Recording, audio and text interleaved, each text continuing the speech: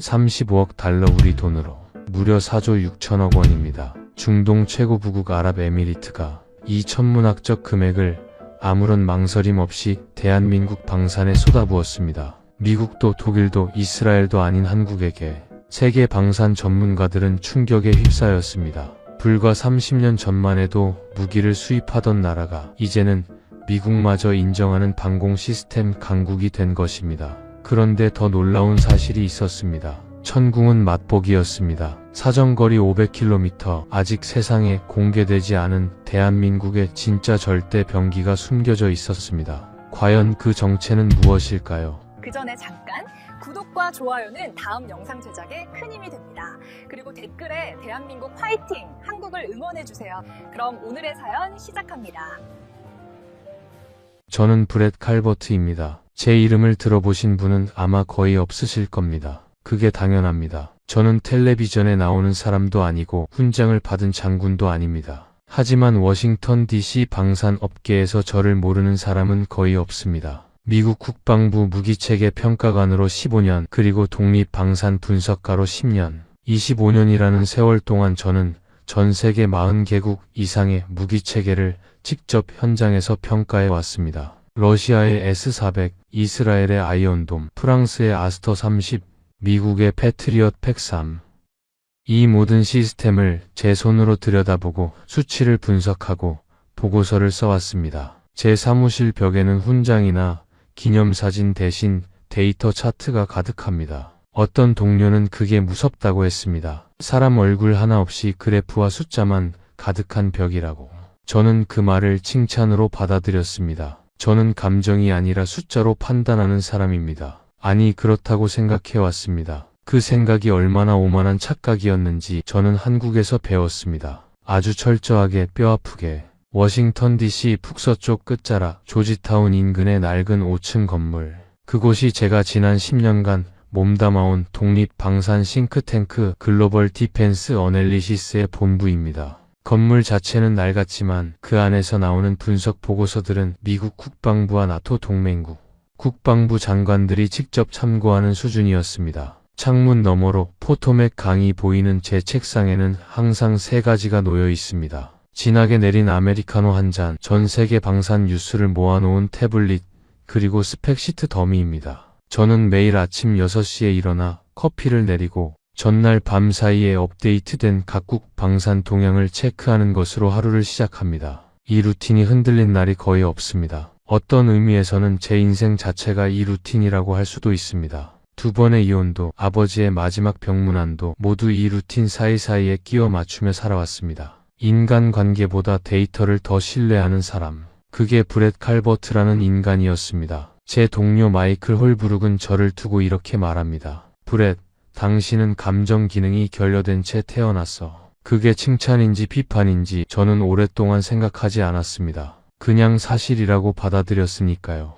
방산 분석가에게 감정은 오히려 방해물이라고 생각했습니다. 정확한 판단을 흐리는 잡음. 냉정하게 숫자를 보고 결론을 내리는 것이 전문가의 덕목이라고 25년 동안 믿어왔습니다. 한국에 대해서요. 솔직히 말씀드리겠습니다. 저는 한국 방산을 진지하게 생각해 본 적이 없었습니다. 단 한 번도요. 미국의 기술 이전을 받아 조립하고 시스템을 개량하는 수준. 그게 한국 방산에 대한 제 전부였습니다. 우리 업계 사람들 대부분이 그렇게 생각했습니다. 물론 아무도 공개적으로 말하지는 않았지만 한국 방산 이야기가 나오면 테이블 아래서 미소를 짓는 분위기는 분명히 있었습니다. 방산 강국의 리그가 있다면 미국, 러시아, 영국, 프랑스, 독일, 이스라엘, 거기까지였습니다. 한국은 그 리그 바깥에 있는 나라였습니다. 아버지가 한국 전쟁에 참전했다는 사실도 제게 한국에 대한 특별한 감정을 만들어주지는 못했습니다.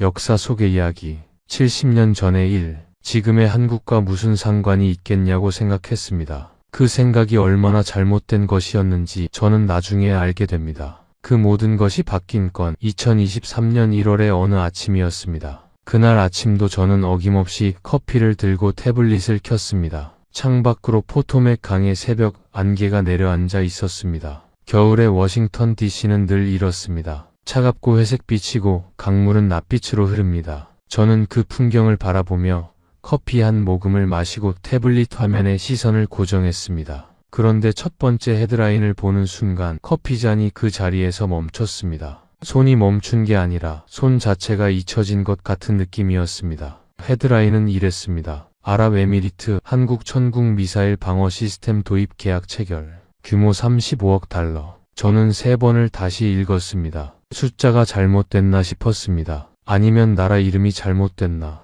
35억 달러. 우리 돈으로 4조 6천억 원이 넘습니다. 그 돈을 아랍에미리트가 한국에 지불한다는 겁니다. 미국도 아니고 프랑스도 아니고 이스라엘도 아니고 한국에. 저는 태블릿을 내려놓고 마이클의 자리로 걸어갔습니다. 마이클도 이미 그 뉴스를 보고 있었습니다. 우리는 한동안 아무 말도 하지 않았습니다. 그러다 마이클이 먼저 입을 열었습니다. 이거 사실이야?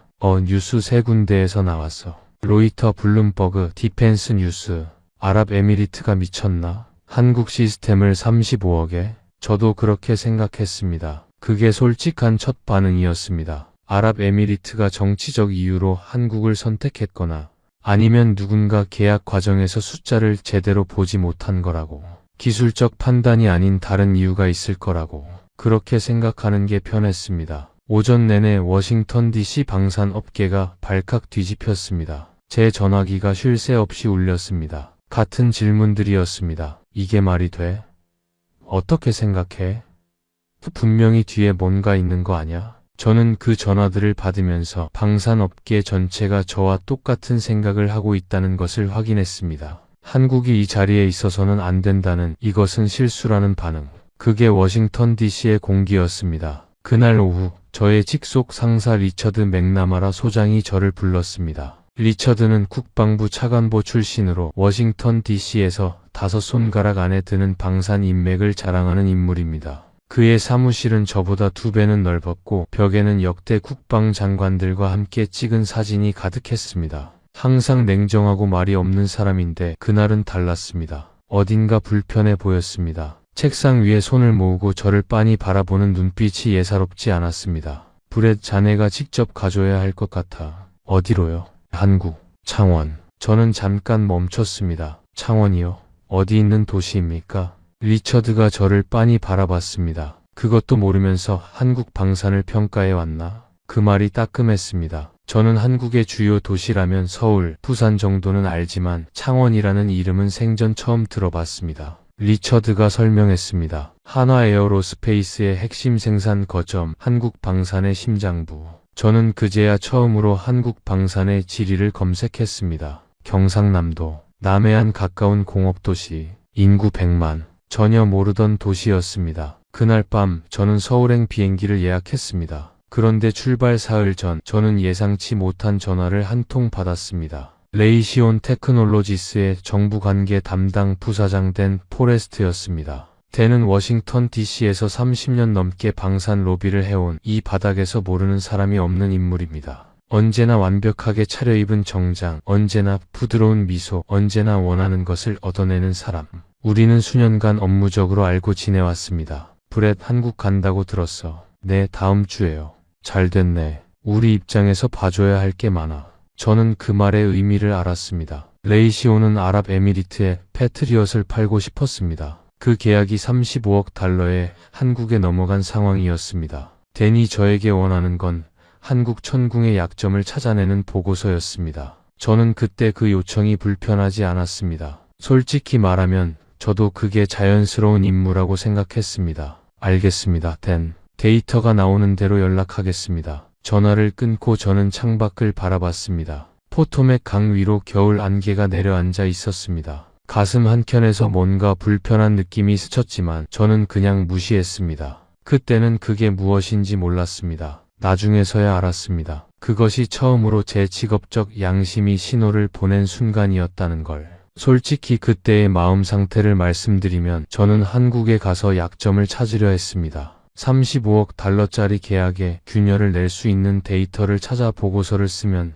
방산업계의 균형이 다시 잡힐 거라고 생각했습니다. 미국 방산이 다시 중심에 서야 한다는 신념이 있었습니다. 그것도 솔직한 고백입니다. 인천국제공항에 내리는 순간 저는 처음으로 당혹감을 느꼈습니다. 터미널이 어마어마했습니다. 제가 수십 번 이용한 덜레스 공항이나 히드로, 공항과 비교해도 전혀 뒤지지 않는, 아니 어쩌면 더 깔끔하고 체계적인 공간이었습니다. 안내 표지판은 완벽하게 4개 국어로 표시돼 있었고 에스컬레이터와 무빙워크는 흠잡을 데 없이 정확하게 작동하고 있었습니다. 바닥은 거울처럼 윤이 났고 공기는 차갑고 상쾌했습니다. 이른 아침 시간임에도 공항 직원들은 하나같이 단정한 유니폼을 입고 바른 자세로 근무하고 있었습니다. 저는 잠깐 멈춰서 주변을 둘러봤습니다. 이건 제가 상상했던 한국이 아니었습니다. 저는 어떤 이미지를 갖고 있었을까요?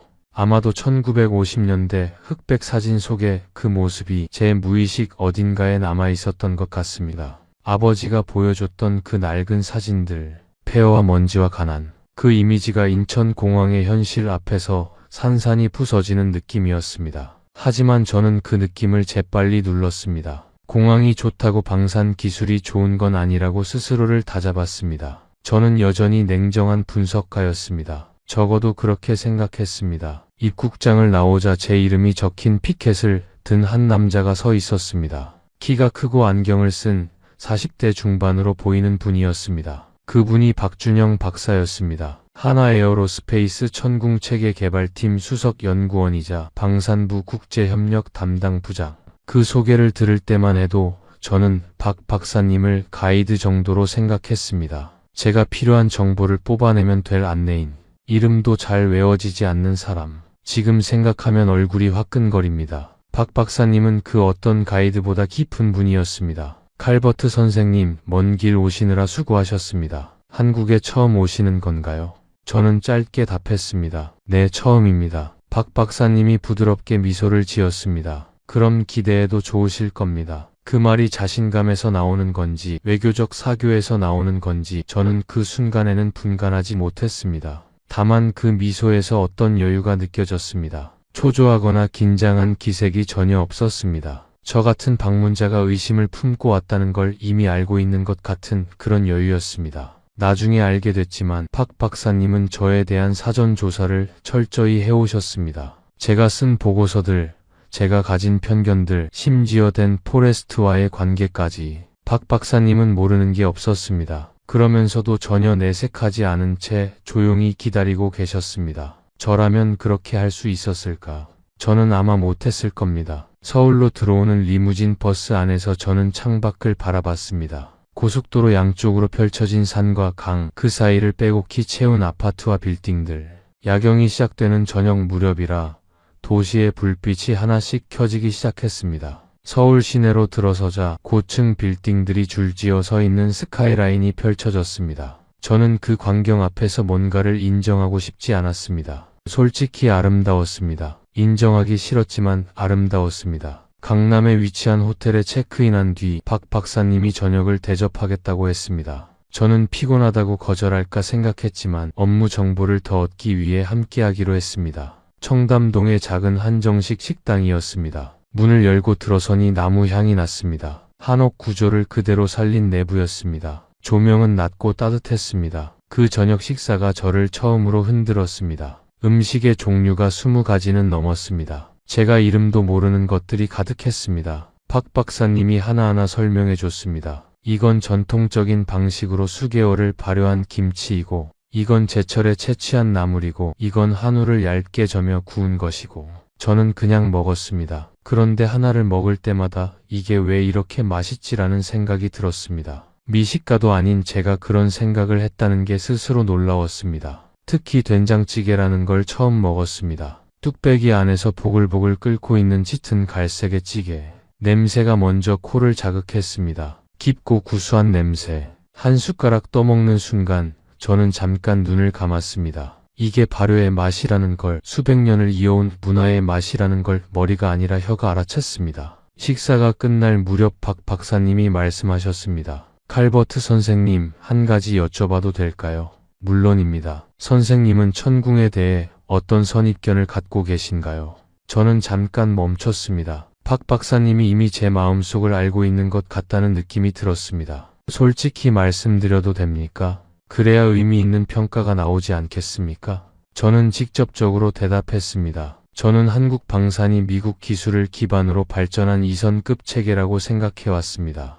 아랍에미리트의 선택이 기술적 판단보다 다른 이유에서 나왔을 거라고 생각합니다. 박 박사님은 전혀 불쾌해하지 않았습니다. 오히려 고개를 끄덕이며 말씀하셨습니다. 그 선입견을 내일 창원에서 바꿔드리겠습니다. 그 자신감이 오히려 저를 불편하게 만들었습니다. 어떤 확신에서 나오는 말인지 저는 그날 밤 호텔 침대에 누워 오래도록 잠을 이루지 못했습니다. 창밖으로 서울의 야경이 펼쳐져 있었습니다. 이 도시 어딘가에 내가 전혀 알지 못하는 무언가가 있다는 느낌이 들었습니다. 그 느낌이 저를 불안하게 했습니다. 분석가는 모르는 것 앞에서 불안합니다. 저는 한국에 대해 너무 많은 것을 모르고 있었습니다. 다음 날 아침 일찍 우리는 서울역에서 KTX를 탔습니다. 2시간 12분 만에 창원에 도착한다고 했습니다. 저는 고속철도가 이렇게 빠를 거라고는 생각하지 못했습니다. 시속 300km로 달리는 기차 안은 진동이 거의 없었습니다. 창밖으로 한국의 산과 들이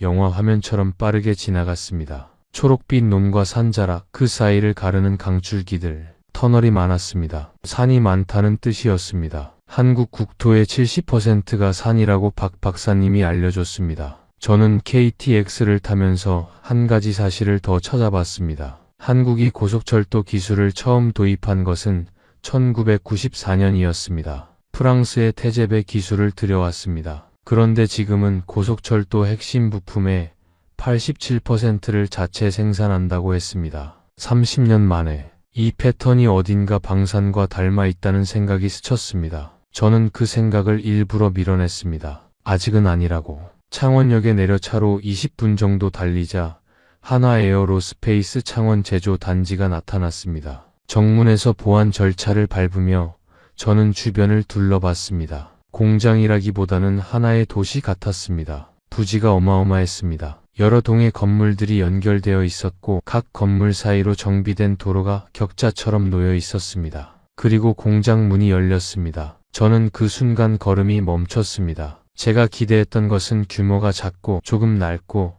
여기저기서 미국이나 독일 장비들이 보이는 그런 공장이었습니다. 하지만 눈앞에 펼쳐진 것은 달랐습니다. 수백 개의 산업용 로봇팔이 밀리미터 단위의 정밀도로 부품을 조립하고 있었습니다. 천장에는 자동 물류 시스템이 레일을 따라 정확하게 이동하고 있었습니다. 직원들은 모두 하얀 작업복을 입고 조용히 집중해서 자신의 일을 하고 있었습니다. 소음이 예상보다 훨씬 적었습니다. 현대식 자동화 공장이어서 기계 소리보다 전자음이 더 많이 들렸습니다. 공기는 차갑고 깨끗했습니다. 먼지 하나 보이지 않았습니다. 온도와 습도가 정밀하게 제어되는 환경이라는 설명을 들었습니다. 부품의 소재 특성상 온도 변화에 민감하기 때문에 공장 전체를 항온항습 시스템으로 관리한다고 했습니다. 반도체 공장에서나 볼 법한 수준이었습니다. 안내를 맡은 품질관리 팀장이 설명했습니다. 이 공장에서 하루에 생산되는 부품의 수는 수만 개에 달하며 각각의 부품은 고유 일련 번호로 추적 관리됩니다. 어떤 부품이 어느 라인에서 누구의 손을 거쳐 만들어졌는지가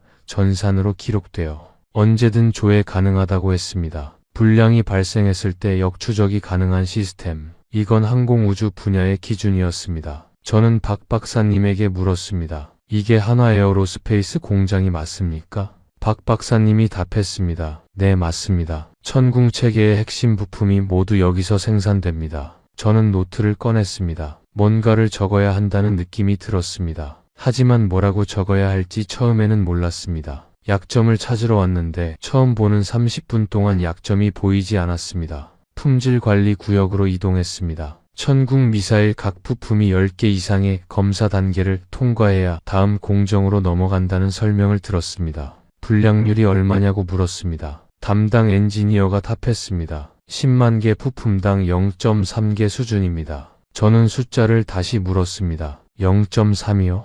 네, 0.3입니다. 저는 오랫동안 방산 현장을 봐왔습니다. 이 수준의 불량률은 미국 최고 방산 업체들과 동등하거나 오히려 더 낮은 수준이었습니다. 저는 그 숫자를 노트에 적으면서 손끝이 약간 굳는 느낌을 받았습니다. 이건 뭔가를 인정하기 시작하는 신체 반응이었습니다. 오후에는 레이더 체계 개발 연구동을 방문했습니다. 천궁에 탑재된 다기능 위상 배열 레이더는 동시에 수십 개 표적을 추적하고 우선순위를 자동으로 분류합니다. 연구원들이 시뮬레이션 화면을 보여줬습니다. 가상의 미사일 10개가 동시에 날아오는 상황에서 레이더가 각 표적의 속도, 고도, 궤적을 0.1초 이내에 분류하고 대응 우선순위를 계산하는 과정이었습니다. 저는 그 화면을 오래 바라봤습니다. 제가 아는 패트리엇 팩3도 동시 다수 표적 처리 능력이 있습니다. 하지만 처리 속도와 자동화 수준에서 이 시스템은 제가 예상했던 것을 넘어서 있었습니다.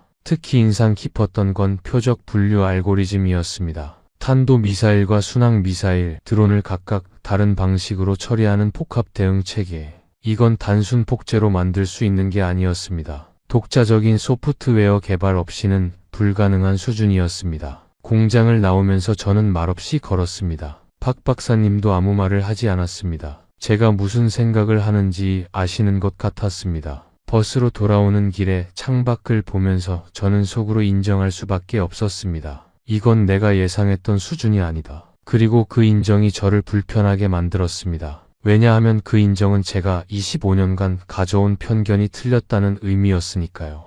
워싱턴 DC로 돌아와 저는 보고서 작성을 시작했습니다. 처음에는 제가 계획한 방향으로 쓰려 했습니다. 한국 천궁의 실전 검증 부족, 운용 역사의 짧음, 장기 지원 역량의 미검증. 이런 항목들을 중심으로 아랍에미리트 선택에 의문을 제기하는 보고서. 하지만 데이터를 입력할수록 문제가 생겼습니다. 제가 수집한 데이터들이 제 주장을 뒷받침하지 않았습니다. 첫 번째로 부딪힌 숫자는 요격 성공률이었습니다. 천궁의 테스트 요격 성공률은 94.7%. 이걸 패트리엇과 직접 비교해 봤습니다. 2022년 사우디아라비아에서의 실전 데이터, 2023년 우크라이나 전선에서의 패트리엇 운용 데이터. 평균을 내봤을 때 수치들이 제 예상과 달랐습니다. 천궁이 불리하지 않았습니다. 오히려 특정 유형의 표적, 특히 적어도 드론과 순항 미사일 요격에서는 수치가 더 높게 나왔습니다. 두 번째로 충격을 받은 건 정비 운용 데이터였습니다. 방공 시스템은 성능뿐 아니라 가동률이 중요합니다. 얼마나 자주 멈추지 않고 작동할 수 있는지. 하나 에어로스페이스가 제공한 천궁 가동률 데이터는 98.6%였습니다. 저는 이 숫자를 믿기 어려웠습니다. 다른 루트로 아랍에미리트 측에서 독립적으로 확인된 데이터를 요청했습니다. 돌아온 수치는 97.9%였습니다. 오차 범위 안에서 일치했습니다. 그 수치를 패트리엇의 공개 가동률 데이터와 비교했을 때 차이가 2.3%포인트였습니다. 방공 시스템에서 2% 넘는 가동률 차이는 실전에서 결정적입니다. 세 번째 항목은 단가 경쟁력이었습니다. 동급 성능의 미국 시스템과 비교했을 때 천궁의 단가는 약 30%가 낮았습니다. 이건 한국의 제조 원가가 낮아서가 아니었습니다. 한국이 독자 기술로 일궈낸 가격 경쟁력이었습니다. 외부 기술에 의존할 때 지불해야 하는 기술 사용료가 없다는 뜻이었습니다. 완전한 독자 기술이 가져다주는 경쟁력. 저는 이 항목 앞에서 오래 멈춰 있었습니다. 네 번째는 더 불편했습니다. 기술 이전 조건이었습니다. 미국은 방산 수출 시 핵심 기술의 이전을 엄격하게 제한합니다. 구매국이 독자적으로 유지 보수를 하거나 개량을 하기 어렵게 만드는 구조입니다. 한국은 달랐습니다. 아랍에미리트에 천궁을 수출하면서 핵심 운용 기술을 함께 이전했습니다. 아랍에미리트가 자국 군인들로 독자 운용할 수 있도록.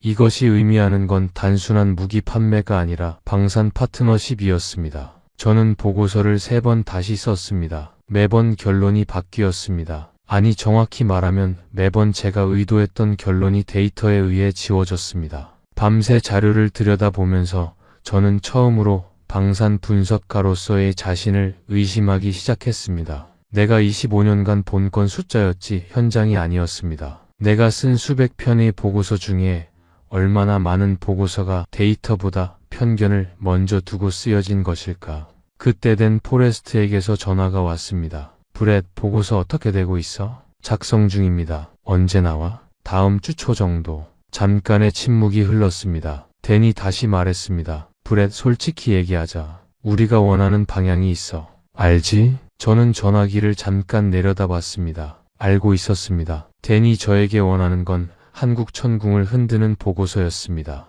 댄, 저는 보고서를 데이터대로 씁니다. 물론이지. 데이터를 어떻게 해석하느냐가 중요한 거잖아. 저는 그 말에서 구역질이 났습니다. 표현이 적절한지 모르겠지만 실제로 그런 느낌이었습니다. 데이터를 어떻게 해석하느냐. 제가 25년간 해온 일이 그런 것이었을까. 미리 정해진 결론을 위해 데이터를 꿰어 맞추는 일. 국가의 안보를 다루는 보고서에서 저는 전화를 끊었습니다. 그리고 오랫동안 가만히 앉아 있었습니다. 포토맥 강이 보이는 창밖, 겨울밤의 강물은 검고 조용했습니다. 저는 책상 서랍을 열어 낡은 사진 한 장을 꺼냈습니다. 1950년 12월 장진호 근처에서 찍힌 흑백 사진이었습니다. 얼어붙은 산속에서 방한복 차림으로 서 있는 젊은 병사들. 그 중에 22살의 제 아버지 제임스 칼버트가 있었습니다. 그날 밤 아버지 말씀이 귀에 들어왔습니다. 거기 사람들은 포기를 몰라. 아무것도 없는 데서도.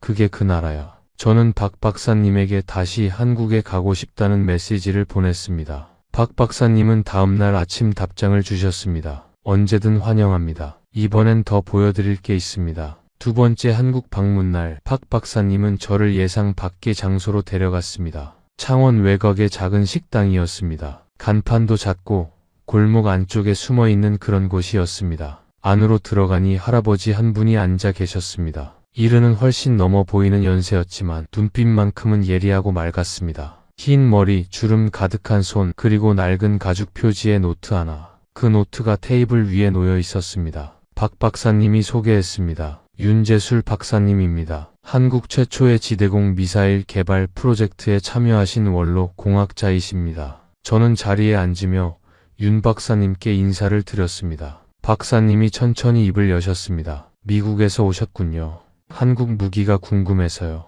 저는 솔직하게 말씀드렸습니다. 처음엔 의심해서 왔습니다. 지금은 이해하고 싶어서 왔습니다. 윤 박사님이 잠깐 미소를 지으셨습니다. 그리고 낡은 노트를 테이블 위에 꺼내 놓으셨습니다. 제가 처음으로 방산 연구를 시작한 게 1975년이에요.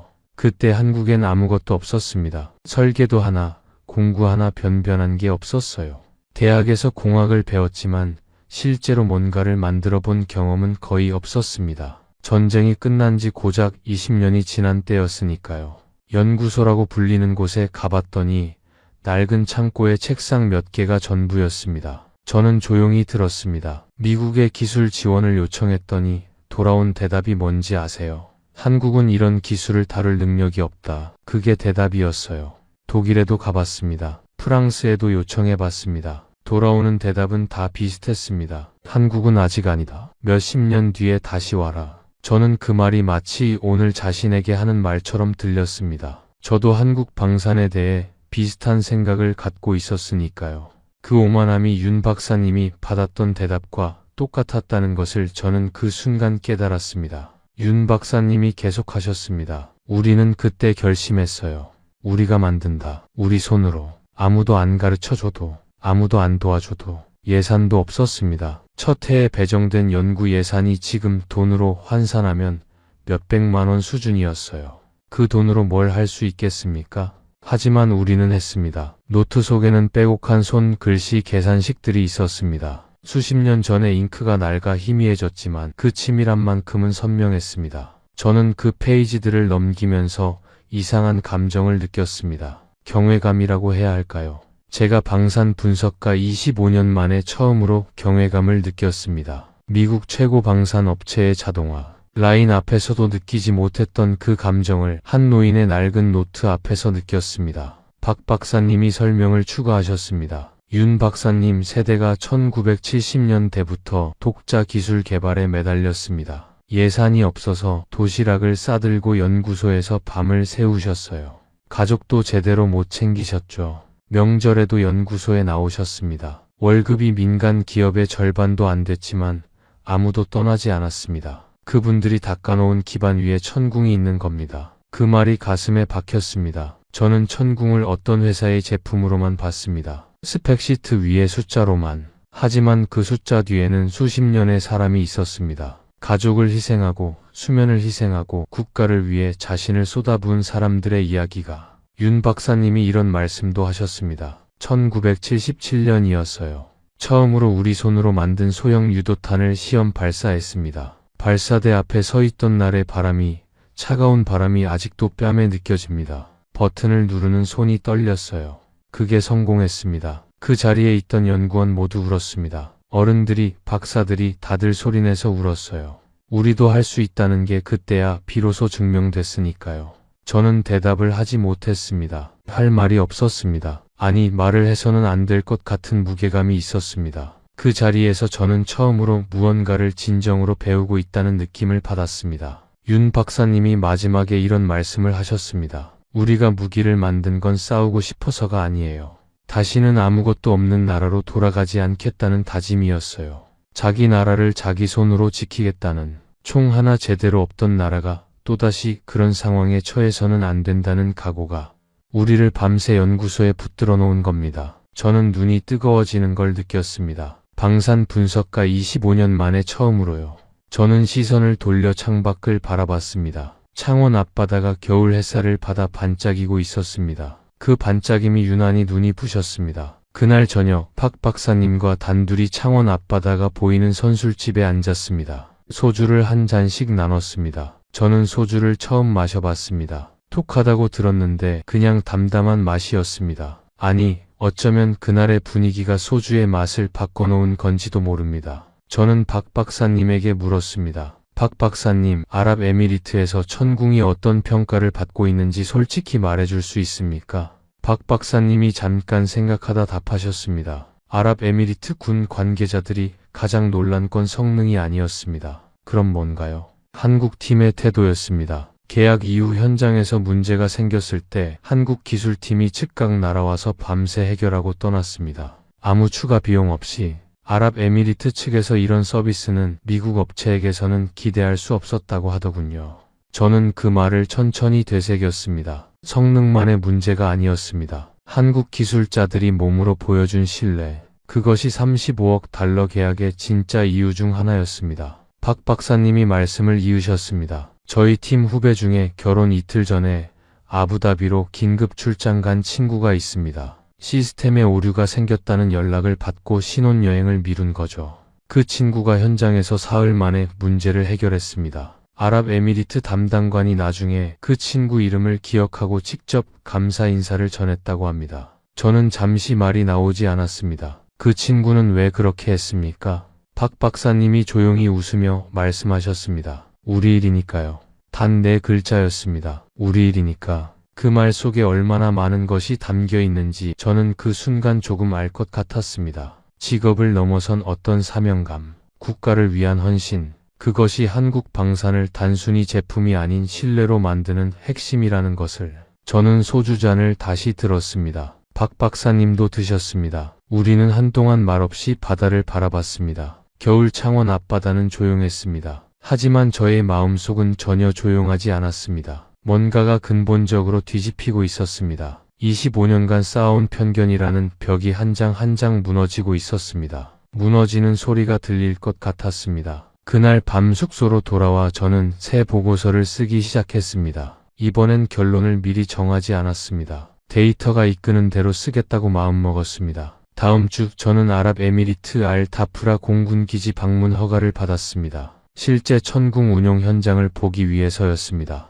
아부다비에서 남쪽으로 약 50km 떨어진 그 기지는 중동의 뜨거운 태양 아래 있었습니다. 기온이 42도를 넘었습니다. 발 아래 모래가 이글이글 달아올라 있었습니다. 열기가 지면에서 올라와 공기가 일렁이는 게 눈에 보였습니다. 저는 이런 환경에서 정밀 전자 장비가 어떻게 작동하는지 항상 주목해왔습니다. 고온 모래먼지, 강한 자외선, 큰 일교차. 이 환경은 방공 시스템에게 가혹한 조건입니다. 미국 방산 업체들도 중동 환경 적합성 테스트에 상당한 비용을 씁니다. 과연 한국 천궁은 어떨까? 이게 제가 이 현장에서 가장 주목하고 싶었던 부분이었습니다. 기지에 도착하니 한국기술지원팀이 이미 와 있었습니다. 20대부터 40대까지 다양한 연령대의 기술자, 10여 명이 현지 아랍에미리트 군인들과 함께 훈련을 진행하고 있었습니다. 42도 열기 속에서도 흐트러짐 없이 집중하고 있는 모습이 눈에 들어왔습니다.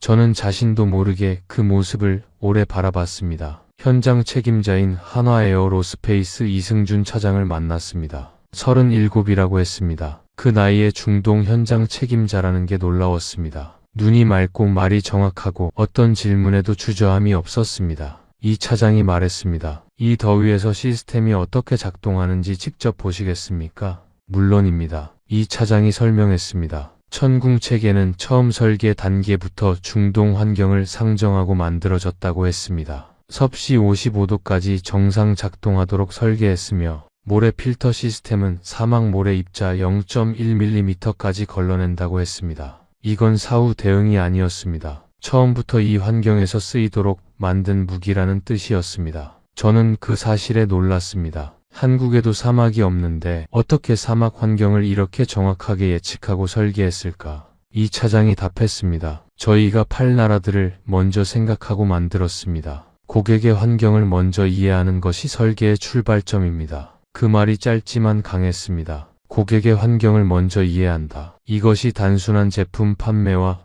파트너십의 차이였습니다. 오후에 실사격 훈련이 예정되어 있다고 했습니다. 정확히는 실사격 시뮬레이션이지만 레이더와 추적 체계는 실제 위협 상황과 동일하게 작동하는 훈련이었습니다. 사막 하늘 위로 드론 5대가 날아올랐습니다. 각기 다른 속도와 고도로 후티 반군이 실제로 사용하는 공격 드론과 유사한 패턴으로, 그리고 순항 미사일 2발이 추가로 시뮬레이션 표적으로 설정됐습니다. 총 7개 표적이 동시에 접근하는 상황이었습니다. 저는 경험상 알았습니다. 이 수준의 폭합 위협 상황은 어지간한 방공 시스템도 23개는 놓칩니다. 운용 패널 앞에는 아랍에미리트 군인이 앉아 있었습니다. 옆에서 이 차장이 조용히 지켜보고 있었습니다. 불과 계약 이후 8개월 만에 아랍에미리트 군인이 독자적으로 천궁을 운용하고 있었습니다. 저는 그 속도에 놀랐습니다. 이 정도의 기술 이전과 교육이 이렇게 빨리 이루어진다는 것은 시스템이 그만큼 직관적이고 운용하기 쉽게 설계됐다는 의미였습니다. 추적 화면에 표적이 하나씩 들어왔습니다. 숫자들이 빠르게 업데이트 됐습니다. 속도, 고도, 궤적, 위협 수준. 시스템이 자동으로 대응 순서를 정했습니다. 아랍에미리트 군인이 버튼을 눌렀습니다. 발사음이 났습니다. 저는 그 소리를 뭐라고 설명해야 할지 모르겠습니다. 방산 현장에서 수십 번 발사 소리를 들었지만 이건 달랐습니다. 단순히 큰 소리가 아니라 뭔가 확신에 찬 소리 같은 느낌이었습니다. 귓속을 파고드는 그 소리가 가슴까지 울렸습니다. 사막의 열기 속에서도 몸이 잠깐 굳었습니다. 표적 7개, 격추 7개, 추적 화면이 깨끗해졌습니다. 저는 화면을 한참 바라봤습니다. 아랍에미리트 기지 교관이 옆에서 말했습니다. 만약 이게 패트리엇이었다면 2개는 빠져나갔을 겁니다. 우리가 직접 비교해봤습니다. 저는 그 말을 노트에 그대로 적었습니다. 그리고 그 문장이 제 보고서의 핵심이 되어야 한다고 직감했습니다. 사막의 뜨거운 바람이 얼굴을 스쳤습니다. 눈이 뜨거워졌습니다. 땀인지 눈물인지 저는 구분하지 못했습니다. 그날 밤 호텔로 돌아와 저는 한 가지를 더 확인했습니다. 2022년 1월 후티 반군이 아랍에미리트 아부다비를 겨냥해 드론과 순항 미사일을 발사했을 때의 기록이었습니다. 그때 아랍에미리트에는 미국제 패트리엇 시스템이 배치돼 있었습니다. 일부 표적이 시내에 떨어져 사상자가 발생했습니다. 그 사건이 아랍에미리트가 방공 시스템 교체를 결심한 직접적 계기였습니다. 그리고 그 결정의 끝에 한국 천궁이 있었습니다. 저는 오래도록 창밖 아부다비 야경을 바라봤습니다. 화려한 고층 빌딩들, 황금빛 조명들. 이 도시를 지키는 방패가 이제 대한민국의 기술로 만들어진다는 사실. 그것이 무엇을 의미하는지 저는 그날 밤 처음으로 제대로 이해했습니다. 워싱턴 DC로 돌아온 저는 완전히 새로운 보고서를 쓰기 시작했습니다. 이번엔 결론을 먼저 정해놓지 않았습니다. 데이터를 있는 그대로 배치했습니다. 천궁의 요격 성공률, 가동률, 운용 편의성, 정비 소요 시간, 현지화 속도, 기술 지원 반응 시간, 그리고 비교군으로 패트리엇 팩3, 아스터 30, 아이언돔에 공개된 데이터를 올려놨습니다. 그런데 보고서를 쓰면서 저는 숫자 외에도 담고 싶은 것들이 생겼습니다. 윤재술 박사님의 낡은 노트, 이승준 차장이 말한 신혼여행을 미룬 후배, 박 박사님이 전해준 아랍에미리트 담당관의 감사 인사. 이런 것들이 스펙시트에는 나오지 않는 하지만 35억 달러의 진짜 이유였습니다. 저는 보고서 말미에 이런 문장을 썼습니다. 한국 방산의 경쟁력은 수치에만 있지 않다. 수십 년간 포기하지 않고 기술을 축적해온 사람들의 의지, 그리고 고객을 끝까지 책임지는 문화가 함께 만들어낸 결과다. 이것은 미국이 패배한 이유가 아니라 우리가 배워야 할 이유다. 그리고 결론 항목에 이렇게 썼습니다. 아랍에미리트의 한국 천궁 선택은 기술적 판단으로 완전히 정당화된다. 이는 방산업계의 지형 변화를 예고하는 역사적 사건이다. 저는 전송 버튼을 누르기 직전 댄 포레스트를 생각했습니다. 이 보고서가 공개되면 댄과의 관계는 끝납니다. 레이시온 측 계약도 없어질 겁니다. 리처드에게 불편한 소리를 들을 수도 있습니다. 제 싱크탱크 계약 자체가 흔들릴 수도 있다는 불안이 밀려왔습니다.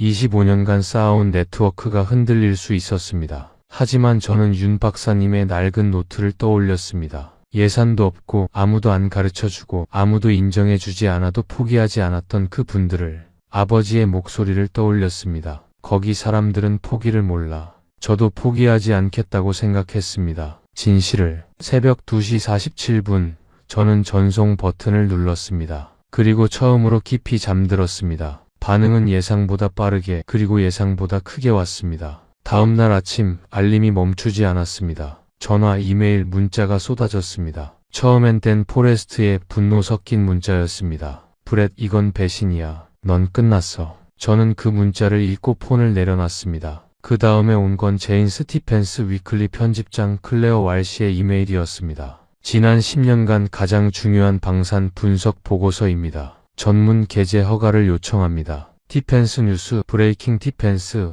에비에이션 위크가 인용했습니다. 네로라 하는 방산 전문 매체들이 제 보고서를 전제했습니다. 싱크탱크 동료들이 제 자리로 와서 말없이 손을 잡아줬습니다. 마이클도 왔습니다. 브렛 잘했어. 저는 그 한마디에 가슴이 뭉클해졌습니다. 아랍에미리트 국방장관 무함마드 알 보아르디의 사무실에서 연락이 왔습니다. 직접 면담 요청이었습니다. 아부다비에서 만난 자리에서 장관은 이렇게 말했습니다. 칼버트 씨, 당신이 쓴 것이 우리가 결정하면서 느낀 것과 정확히 같습니다. 한국의 기술을 선택한 건 숫자만이 아닙니다. 그 사람들의 태도를 선택한 겁니다. 그 말을 들으며 저는 눈물이 났습니다. 사막의 뜨거운 바람도 42도 열기도 아닌데 눈물이 났습니다. 방산 분석가 25년 만에 처음으로요.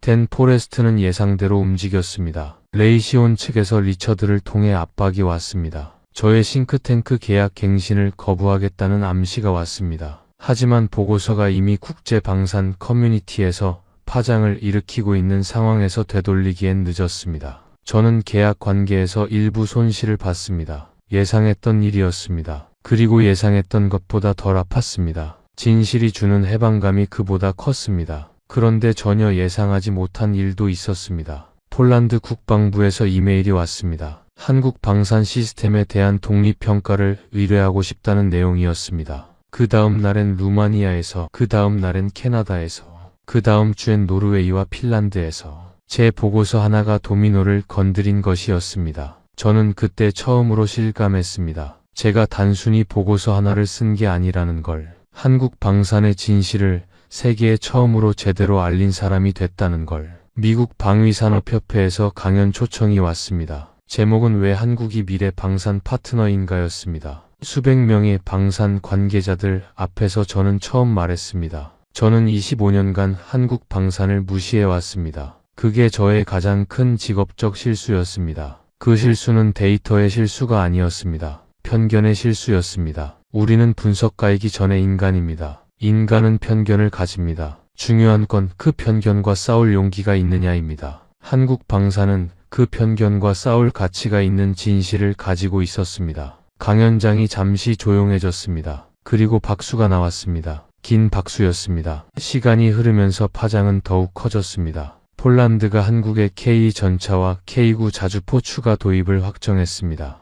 루마니아가 한국 방산 시스템 도입을 공식 검토하기 시작했습니다. 노르웨이, 핀란드, 에스토니아에서도 한국 방산에 대한 관심이 보도됐습니다. 아랍에미리트의 35억 달러가 방아쇠였다면 이제 탄창이 계속 채워지고 있었습니다. 방산업계 전문지들이 2023년을 한국 방산 원년이라고 부르기 시작했습니다. 그리고 천검이라는 이름이 국제 언론에 처음 등장한 것도 그 즈음이었습니다. 파이낸셜 타임스 방산 담당 기자가 쓴 기사였습니다. 한국이 사정거리 500km급의 초장거리 지대공 미사일 체계를 개발 중이라는 내용이었습니다. 코드명 천검. 아직 공식 공개도 되지 않은 시스템이었지만 업계 관계자들 사이에서는 이미 조용히 알려지고 있었습니다. 500km라는 사정거리는 현재 세계에 공개된 어떤 지대공 미사일 체계도 가지지 못한 수준이었습니다. 탄도미사일은 물론 전략 폭격기까지 타격할 수 있는 범위입니다.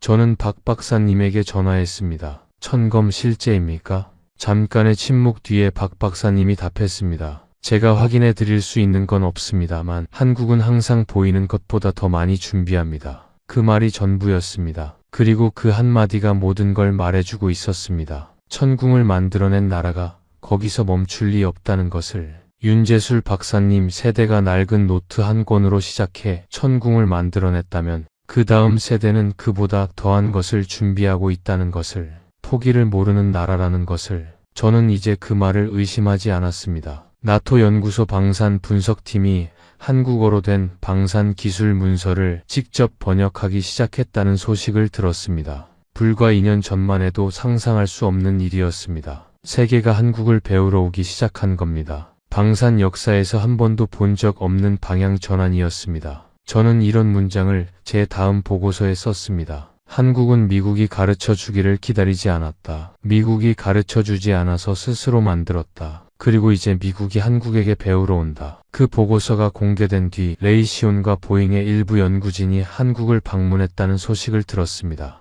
방산 역사에서 가장 극적인 역전 중 하나가 조용히 진행되고 있었습니다. 창원의 그 공장에서 이름도 모르는 엔지니어들이 오늘 밤에도 무언가를 만들고 있을 것입니다. 포기하지 않으면서 저는 싱크탱크를 나왔습니다. 리처드와는 조용하게 헤어졌습니다. 리처드도 알고 있었습니다. 제가 데이터대로 쓴 것도 그 결과가 어떻게 됐는지도.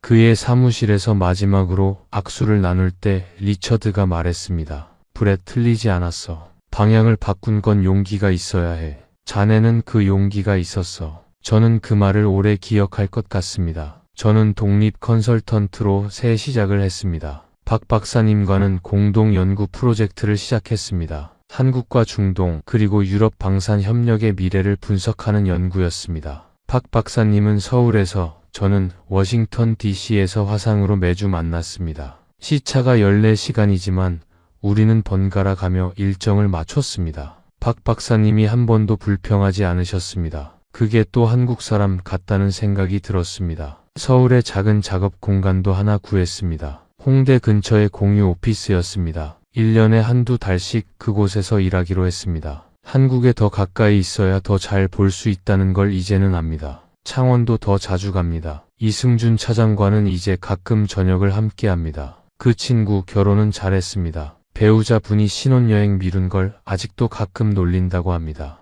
웃으면서 그 이야기를 하는 표정이 참 좋았습니다. 저는 지금 새로운 연구도 시작했습니다. 한국 방산 70년의 역사를 영어로 정리하는 작업입니다. 박 박사님이 번역을 도와주시고 윤재술 박사님이 감수를 해주시기로 했습니다. 처음 이 이야기를 들었을 때 윤 박사님이 이렇게 말씀하셨습니다. 내 평생 미국 사람이 우리 이야기를 책으로 쓰겠다고 할 줄은 몰랐어요.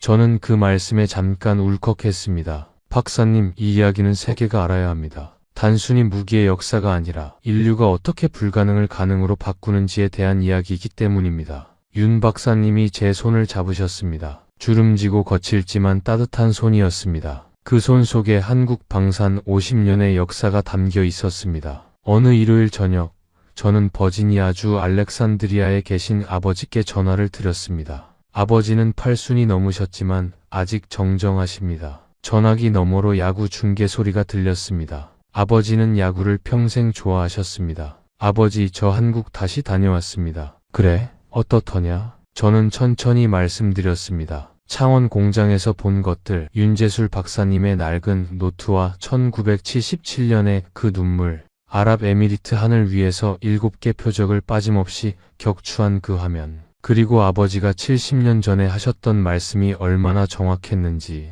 아버지, 거기 사람들은 정말 포기를 모르더라고요. 아무것도 없는 데서 시작해서 세계를 바꿨습니다. 아버지가 옳았습니다. 전화기 너머로 잠시 아무 소리가 없었습니다. 야구 중계 소리도 들리지 않았습니다. 아버지가 소리를 줄이신 것 같았습니다. 그러다 아버지가 말씀하셨습니다. 알고 있었어, 아들. 그래서 내가 그 나라를 잊지 못한 거야. 아버지가 울었습니다. 저도 울었습니다. 25년 만에 아버지와 함께 워싱턴 DC의 제 작은 사무실에서 저는 혼자 앉아 눈물을 닦았습니다. 창밖으로 포토맥 강이 보였습니다. 겨울의 낯빛 강물이 아니었습니다. 봄이 와 있었습니다. 강물이 밝았습니다. 아버지가 장진호에서 동상에 걸려 쓰러졌을 때 이름도 모르는 한국 청년 하나가 아버지를 업고 언덕을 내려왔다고 하셨습니다. 그 청년 덕분에 아버지가 살았습니다. 아버지는 그 청년의 얼굴을 평생 기억하셨습니다. 이름은 끝내 몰랐지만 그 청년의 이름을 이제는 알 것 같습니다. 그 이름은 대한민국이었습니다. 저는 그날 밤 그 청년의 후손들이 천궁을 만들었다는 생각을 했습니다. 포기를 모르는 그 DNA가 전쟁터에서 낯선 병사를 업고 언덕을 내려온 그 마음이 70년이 지나 세계 최고의 방공 시스템을 만들어냈다는 생각을, 그리고 그 시스템은 천궁 하나로 끝나지 않는다는 생각을, 천검이 있었습니다. 그리고 천검 다음에도 무언가 있을 것입니다. 포기를 모르는 나라니까요.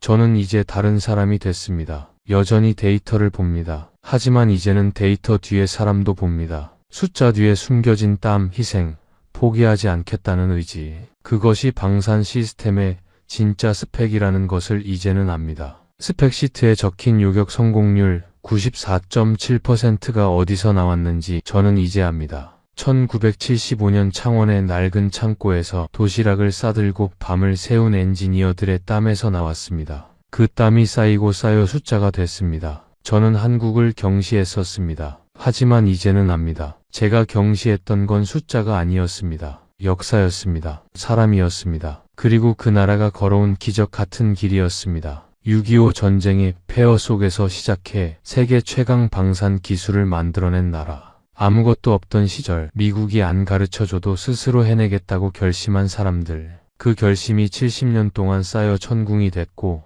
천검이 됐습니다. 그 결심은 지금도 창원의 어딘가에서 쌓이고 있습니다. 지금 이 영상을 보고 계신 여러분, 여러분이 살아오신 그 세대가 이 기적을 만들었습니다. 전쟁의 잿더미 위에서 일어선 세대, 아무것도 없던 시절의 포기 대신 땀을 선택한 세대. 그분들의 헌신 위에 천궁이 있고 천검이 있고 세계가 배우러 오는 대한민국이 있습니다. 여러분의 아버지 세대가, 여러분 자신이 이 기적의 일부입니다. 저는 미국인입니다. 하지만 솔직히 말씀드립니다. 제가 이 이야기를 가장 존경하고 가장 감동받은 사람 중 하나라는 것을, 데이터를 25년간 보아온 사람이 처음으로 데이터를 넘어서 감동받은 이야기가 바로 대한민국이었다는 것을, 그리고 그 감동이 단순한 감정이 아니라 데이터로 증명된 사실에서 나왔다는 것을 여러분이 자랑스러워 하셔도 됩니다. 그것은 과장이 아닙니다. 데이터로 확인된 사실입니다. 세계가 인정한 사실입니다. 그리고 장진호 전투에서 이름 모를 청년에게 목숨을 빚진 한 미국 노병의 아들이 직접 확인한 사실입니다. 이 영상이 감동이 되셨다면 좋아요와 구독 버튼을 눌러주십시오. 이 이야기를 더 많은 분들이 아실 수 있도록 주변에 공유도 부탁드립니다. 그리고 여러분이 기억하시는 한국의 자랑스러운 순간들, 여러분의 아버지 세대, 할아버지 세대가 이루신 이야기들을 댓글로 나눠주시겠습니까? 저도 읽겠습니다. 하나하나 읽겠습니다. 긴 이야기를 끝까지 함께 해주셔서 진심으로 감사합니다.